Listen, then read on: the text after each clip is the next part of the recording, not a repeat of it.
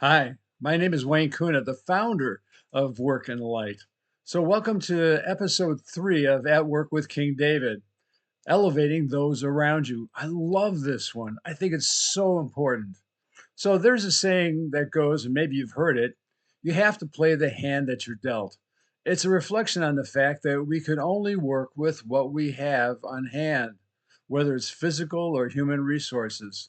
This kind of thinking, though, lowers the bar on expectations and outcomes. Yet there are countless accounts of sports teams, armies, entrepreneurs, students, or saints who accomplish great things despite being undersized, less gifted, poorly equipped, outnumbered, not as smart, not as well financed, and not as well educated. Our tendency is to let limitations set the course of action and determine the future. I once heard a story that was pretty amazing. It was about a rookie teacher whose third grade class became the best in the school.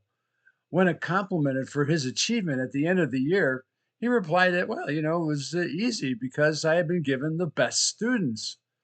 It was then that the principal corrected him and said, no, you've been given the poorest students at the beginning of the year. Unwittingly, the teacher had taught his students expecting the best of them because he believed the best of them. Leaders who lead others to greatness or exceptional accomplishments overcome a lack of abilities, skills, or talents. They replace doubt and fear with confidence and hope. John Quincy Adams once said, if your actions inspire others to dream more, learn more, do more, and become more, you're a leader.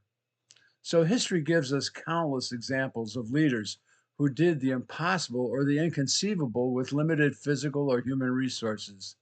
On the Valley of Thermopylae, King Leonidas inspired 300 men to hold off 300,000 Persians. On the ice floes, stranded on the ice floes of Antarctica, Sir Ernest Shackleton gave his team purpose, confidence, and hope as they faced a new day with the expectation of survival. On the fields of New England, the integrity, valor, and poise of General George Washington sustained his beleaguered army through the deprivations of Valley Forge to the victory and freedom of Yorktown. On Olympic ice, Coach Herb Brooks instilled a belief in his young hockey team that they had the skill and the ability to defeat the world's best trained, best equipped, and skilled players. There was something about the leader that brought out intangibles in those they led. Those intangibles made the difference in performance and accomplishment. The common thread?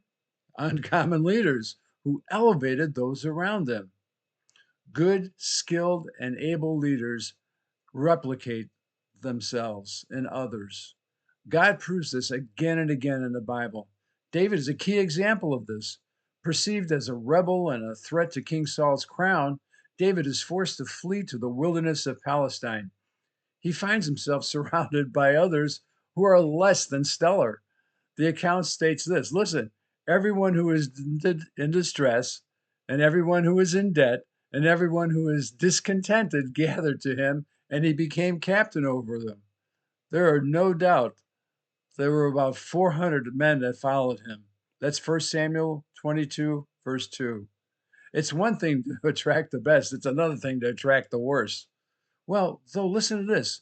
With David as their leader and example, this cohort of misfits ended on a high note that is beyond belief.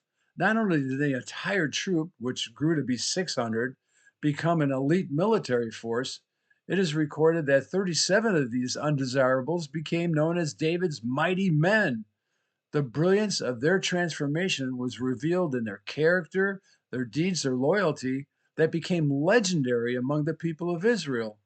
What made the difference? They became like the one they followed. David's consistent character, his fortitude to do the right thing, his desire to follow God, and his willingness to confess and repent when he was wrong revealed both strength and humility. This is how the Bible describes David: a mighty man of valor, a warrior, one prudent in speech, handsome, and the Lord was with him. That's 1 Samuel chapter 16, verse 18.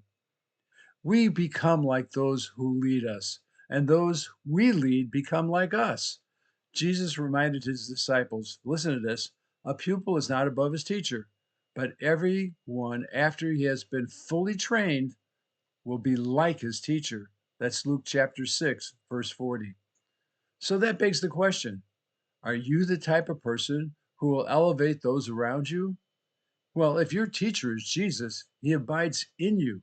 You have his mind, and you should be becoming Christ like. If that is the case, so will those who follow you. Follow me as I follow Christ, the Apostle Paul challenged his younger follower. It's not the quality of those who follow you, but the caliber and quality they become after following you. Let me end with this story from a friend of mine. He has been an excellent senior executive for years, and he led his staff and organization with integrity and humility. One day, he was driving down the expressway with his young son sitting in the back seat when someone abruptly turned into his lane, cutting him off. He immediately honked his horn, and before he could say anything, his son blurted out in the back seat, "That clown." Yeah, you see, those who follow us will become like us. So think about these things. What do those you lead see in you as their leader? Are those around you growing in their abilities under your leadership? Are you elevating those under your leadership? And at work, do a personal SWOT assessment of your character and qualities and skills. S standing for strength, W standing for weaknesses, O for opportunities, T for threats.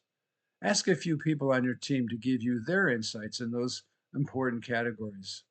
What is there about you to emphasize for good? And what needs to be cleaned up? Who on your team do you believe can become a mighty man, a mighty woman, a mighty member of your team?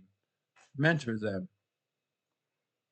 Well, until we get together again, think about these things and see if there's someone on your team that you could elevate. And until we get together, well, work in the light.